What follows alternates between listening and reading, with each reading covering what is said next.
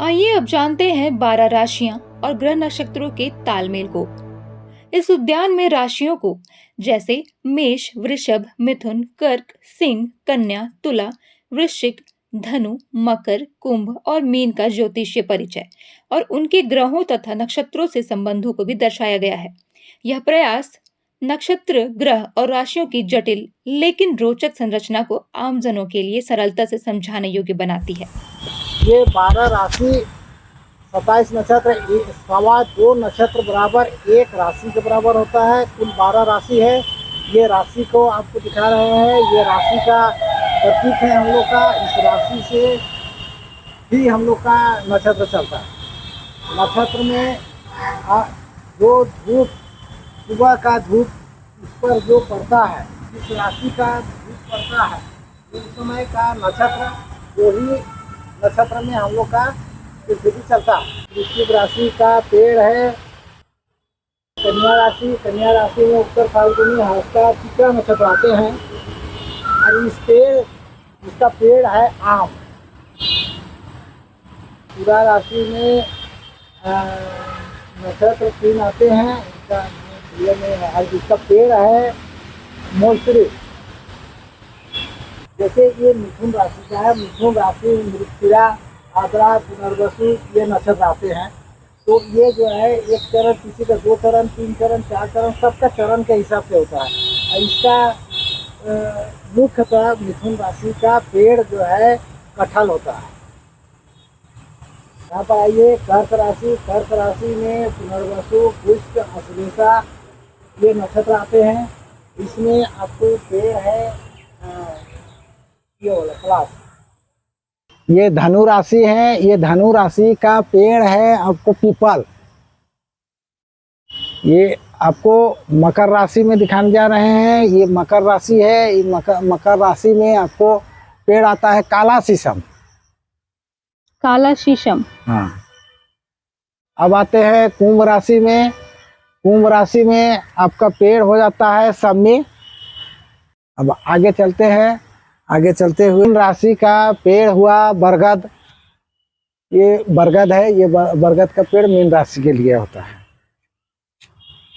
मेष राशि के लिए रक्त चंदन पेड़ है। ये रक्त चंदन का छाया में उसको आत्म शांति मिलेगा, रक्त चंदन। उसके बाद आते हैं वृष राशि में। वृष राशि के लिए छतवन का पेड़ है, जो कि इसका प्रतीक है छतवन का पेड़, जो कि आत्म शांति के लिए उस राशि के आदमी को लाभदायक है। अब मतलब इन राशियों के जो संलग्न वृक्ष है, हाँ, तो उनके पत्तों को अंगूठी बनाकर पहनने से भी उन्हें आत्म शांति प्राप्त होती है। पत्तों से भी लिया जा सकता है, लेकिन उससे दी बेस्ट रहेगा उसका जड़ को अंगूठी बना के आदमी पहनता है। जो पेड़ के छाया में नहीं रह पाता है वो उसके अंगूठी बना के या उसका पहन लेता है आदमी, गला में पहने उसका जड़ को, जिस राशि से जिसका है। आपको बता दें, नक्षत्र वन को आप आयुर्वेद और चिकित्सा की दृष्टि से भी जोड़ सकते हैं। नक्षत्र वन में केवल ज्योतिषीय वृक्ष ही नहीं, बल्कि कई प्रकार के औषधीय पौधे भी लगाए गए हैं, जो विभिन्न रोगों के उपचार में सहायक माने जाते हैं। ये औषधीय पौधे विभिन्न रोगों तथा बीमारियों के उपचार के लिए उपयोगी माने जाते हैं। यहाँ धन्वंतरी की एक प्रतिमा भी स्थापित है, जो भारतीय चिकित्सा पद्धति के प्रति श्रद्धा और पारंपरिक ज्ञान की निरंतरता का प्रतीक है। ये आयुर्वेद के जनक हैं। आयुर्वेद का आविष्कार इन्हीं ने किया था। और जितने भी पेड़ पौधे हमारे पृथ्वी में हैं, सब एक कुछ न कुछ औषधीय प्लांट हैं, लेकिन जानकारी का अभाव में हम लोग उसका उपयोग नहीं कर पाते हैं। तो इनका आविष्कार जो है, पेड़ पौधे का कौन पेड़ का किस दवा के रूप में, औषधि के रूप में उपयोग होगा, इनका नाम हुआ धन्वंतरी। अच्छा। धन्वंतरी जी बताए थे कि भाई कौन पौधा को किस बीमारी में हम लोग का उपयोग होगा और किस बीमारी से ठीक होगा, कौन पौधा का पत्ता खाएंगे, किसका जड़ खाएंगे तो कैसे ठीक हो जाएंगे, इसका उपयोग इन्हीं ने शुरू किया था। और हमारा ये नक्षत्र वन का औषधीय गार्डन है, जो कि लगभग 60 पौधा यहाँ लगे हुए हैं, जो कि बीमारी के किस बीमारी में कैसे उपयोग किया जाता है उसका पूरा जानकारी यहाँ दिया हुआ है।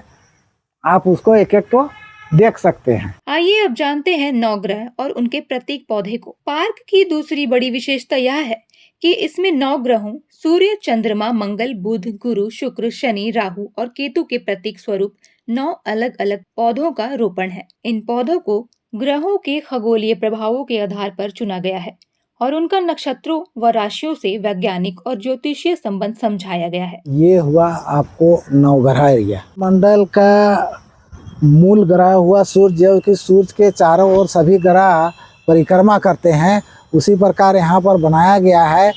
ये सूर्य हुआ बीच में, उसके बाद में इधर पीपल है, इधर कुश है, इधर समी हो गया, यहाँ पर धूप का जगह है, यहाँ पर खैर का जगह है, ये हो गया आपको पीपल का जगह, यहाँ हो गया गुल्लर का जगह, यहाँ पर है चिड़चिड़ी का जगह। तो सभी ग्रह का प्रतीक को यहाँ पर दर्शाया गया है। पर्यावरणीय शिक्षा और पर्यटन का केंद्र। नक्षत्र वन केवल शैक्षणिक दृष्टिकोण से ही नहीं बल्कि पर्यटन की दृष्टि से भी अत्यंत महत्वपूर्ण है। ये नक्षत्र वन का हम लोग का चिल्ड्रन सेक्शन, जिसमें कि बच्चों को उछल कूद करने के लिए, झूला झूलने के लिए तरह तरह के आइटम लगाए गए हैं, जिसमें भी बच्चे झूल के अपना आनंद ले सकते हैं। देखिए ये हुआ, ये सब झूला में बच्चे लोग झूल के अपना पार्क आने का आनंद लेते हैं।